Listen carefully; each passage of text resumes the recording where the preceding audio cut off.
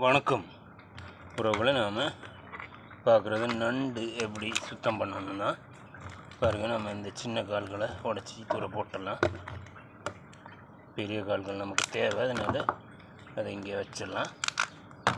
சின்ன கால்கள் நமக்கு தேவையில்லை, அதை உடச்சி தூர போட்டுடலாம்.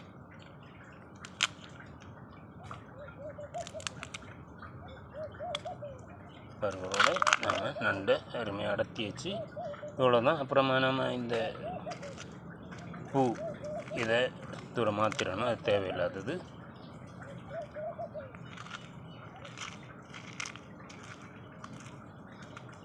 பருவரோட நாம் அருமையாக சுத்தம் பண்ணி முடிச்சிட்டோம். இவ்வளோதான் நண்டு சுத்தம் பண்ணது காட்சி உறவுகளை பாருங்கள். அப்புறமா காலோட அந்த கடிக்கிற பகுதியை உடச்சி கீழே போட்டுடலாம்.